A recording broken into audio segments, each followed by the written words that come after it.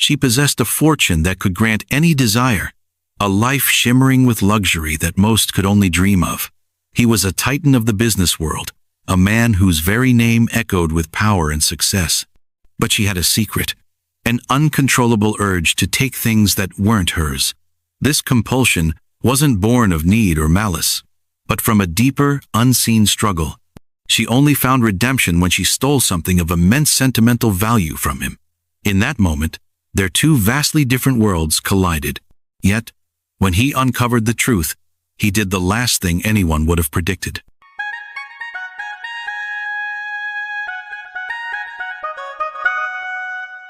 Sophia Brown's life looked perfect on the outside. She was rich and famous, but deep down, she had a secret problem. She couldn't stop stealing.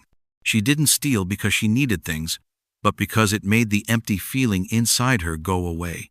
She took small things, like rings, scarves, and jewelry, things she could easily buy.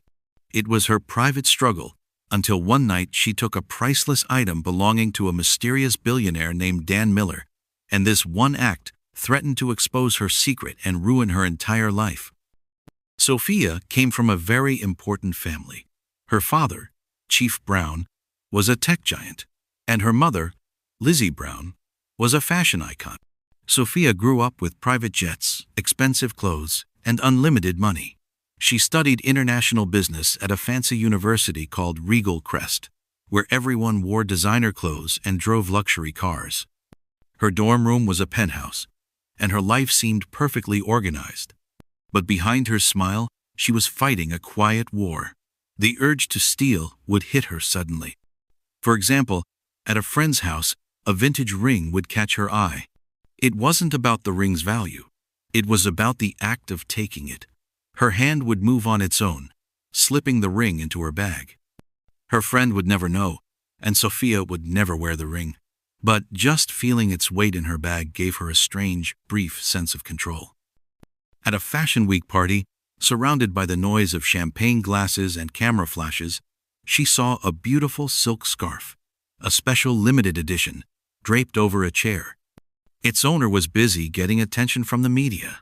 No one noticed as Sophia's fingers brushed the fabric, then lifted it and folded it into her clutch bag. The thrill was quiet but strong, a sharp rush of excitement. Later, in the quiet of her fancy hotel room, she would just hold the scarf, and her racing heart would finally calm down. The urge struck again at a dinner party her parents hosted. An old, fancy silver spoon, part of a guest's family collection, became her target. When no one was looking, she hid it under her coat. She didn't want or need it, but a voice in her head insisted, "Take it, and the noise will stop." She didn't understand why, only that it worked. The act brought her not pride or guilt, but a deep, unexplainable peace. Her life was like a beautiful cage, every detail made perfect for the public. But inside, unseen cracks were growing. In those cracks, Sophia fought her lonely battle, finding temporary comfort only when she gave in to the urge to take what wasn't hers. Her parents, busy with their huge business empire, never noticed the problems forming in their own home. The only person who knew her secret was Liam, her bodyguard. He was a quiet ex-military man who now managed her problems full-time. Whenever she took something small from an expensive shop, he would quietly go to the counter and pay for it. He never asked questions or judged her. This quiet loyalty both shamed and saved her. One day, after spending a fortune at a very exclusive store, she still couldn't stop herself from putting a tiny gold pin, which she found useless, into her purse. Liam saw it. He sighed, showing his unspoken disappointment as he paid the bill before anyone could make a scene. Sophia saw him too, and at that moment, she felt a wave of self-hatred.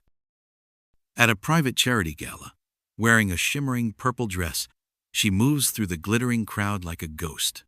Chandeliers dripped light, and champagne flowed freely. She looked very elegant, but inside, her mind was a battleground of guilt and the urge to steal. "Not tonight," she promised herself. "Tonight will be different." But then she found herself in a private lounge, and her strong will broke. There, in a glass case, was an old silver pocket watch. It was small and simple, with a lion etched on its face, the same lion as her own family's crest. Her heart pounded. Liam was outside. No cameras were watching this corner.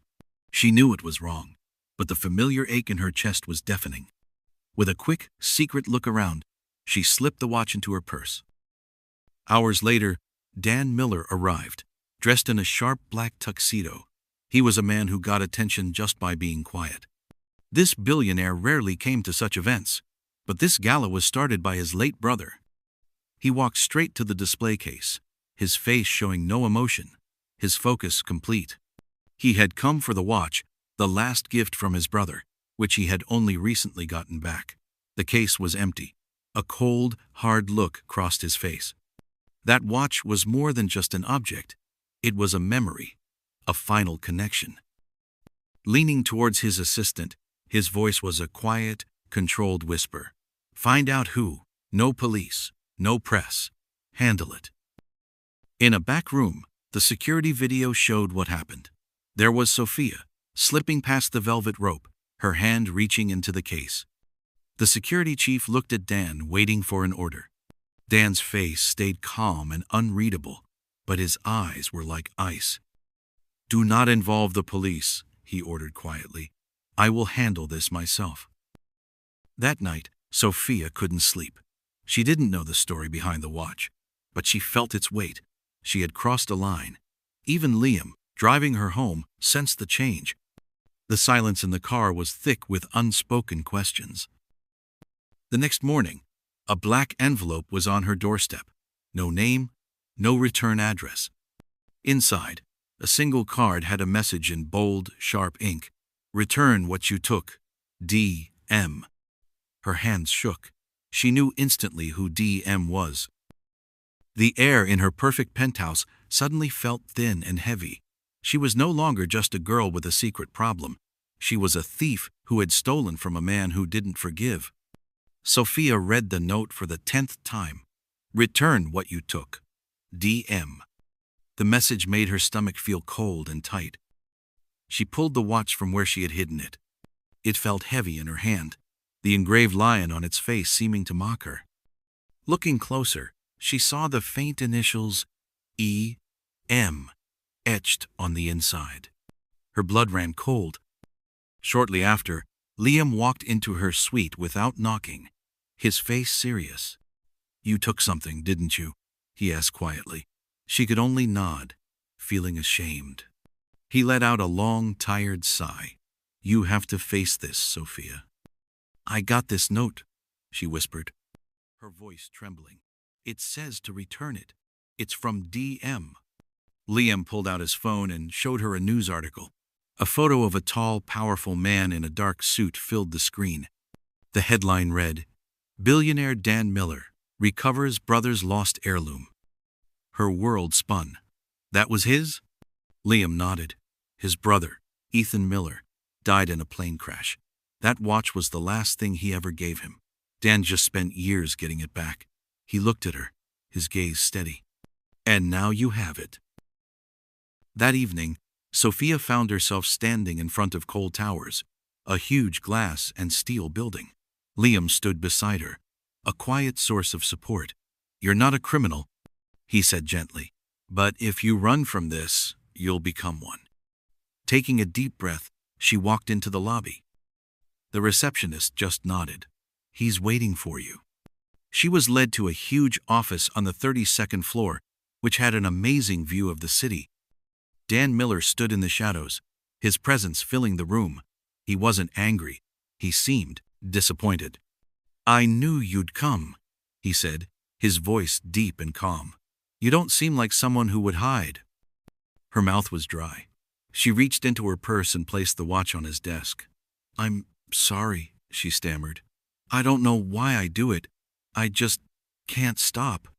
He didn't touch the watch. He just looked at her, truly looked at her. You have an illness, he stated, his tone factual, not blaming. And I'm not involving the police. He paused. But we are going to make this right. Sophia froze. What do you mean?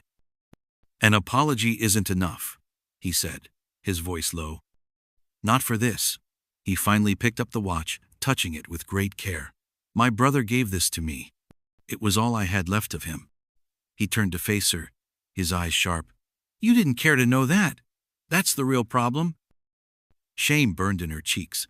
No one had ever spoken to her with such raw honesty. Then he did something unexpected. He sat down. You're not a common thief, Sophia. You're hurt. But your world is so protected by wealth that no one has ever made you face your own pain. His words hit her hard. So, I'm giving you a choice. Walk away now and go back to your empty life. Or, you stay. For 1 month, you will work with me. You will earn back the trust you broke. I will help you, but I will not let you continue your bad habits. Why? She asked, her voice a whisper. Why would you do this? Dan leaned forward, his gaze intense. Because I recognize the look of someone drowning in silence. The truth of his words hung in the air between them, and for the first time, Sophia felt truly seen. By morning, she had made her choice. The iron gates of Dan Miller's estate closed behind the car, separating her from her old life. The mansion was a modern fortress, all clean lines and cold beauty. Dan had been clear. She was to bring only simple clothes. You are here to work on yourself, not your appearance, he had said. Inside, he handed her a schedule. You will wake up at 6 a.m. and attend therapy by 8 o'clock. You'll work at my foundation from 9 until 4. No shopping, no social events, no contact with your old life. What kind of work? She asked. The kind that deals with real problems, he answered. You'll be on the front lines.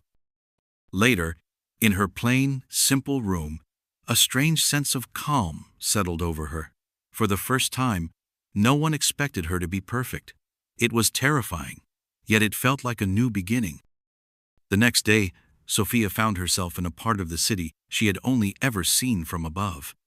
The Miller Foundation Center for Families in Crisis was a modest building, but inside it was full of desperate energy. Women held forms with shaking hands. Hungry children cried in corners, and the air was thick with the smell of hardship and hope. Dan handed her a stack of forms for new people. Listen to their stories, he told her. Truly listen. The first person to sit opposite her was a young woman named Funka. She looked tired, and the baby wrapped to her back was sleeping. My husband's name was David, Funka said in a low voice, speaking in simple English mixed with pidgin. He was an Okada rider. One lorry driver was drunk. She stopped and took a deep breath. Since he died, everything has been hard. Landlord has given me quit notice. For 2 days now, I only drink gari so my baby can have milk from my body. But even the milk is not coming well again. Sophia looked at the sleeping baby, then at the mother's hopeless eyes. The gold bangle she had stolen from a friend's house last week and slipped into her handbag suddenly felt useless. Next was an old man, Papa Emeka. He wore an old suit that had seen better days. He looked at his worn-out hands on the table.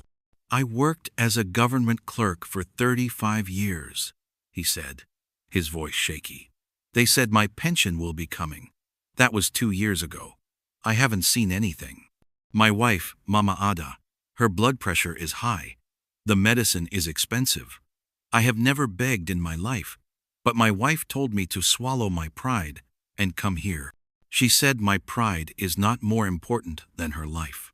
He looked at Sophia, his eyes begging for an answer she didn't have. After the old man left, a teenage boy named Tunde came in. He looked tough, but his eyes were full of fear. I was an apprentice, he said quickly, not looking at Sophia. My boss used to beat me for small things. One day, he broke a bottle on my head, so I ran away. He touched a small scar on his forehead. I sleep in an uncompleted building. I just want to go to school. But it's hard to read when you are always hungry and scared someone will steal your slippers when you sleep.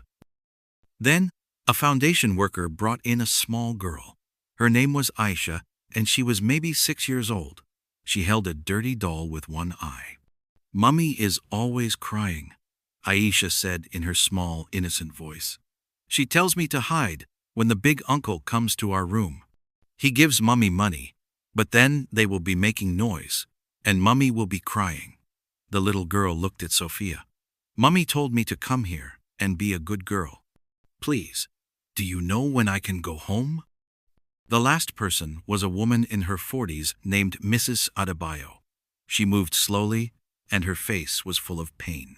I have sickle cell, she said, her voice tired. The pain is too much some days. I used to sell foodstuffs at the market, but I can't do it anymore. I lost my shop. The drugs that helped me manage the pain finished so fast, and I don't have money to buy more. She sighed, a long, painful sound. I am not asking for a miracle. I am just asking for help to get one day without this terrible pain. Just one day. When Mrs. Adebayo left, the room was quiet. The sun was going down, and long shadows filled the small office. Sophia just sat there. The stories of a hungry baby, a proud old man, a scared boy, a lost little girl, and a woman in constant pain filled her head. Her own life, full of expensive things she didn't need and cheap thrills she got from stealing, felt ugly and empty. This was real suffering. The things she stole were just toys. A sob escaped her lips. The strong walls she had built around her heart with money and fine clothes fell apart.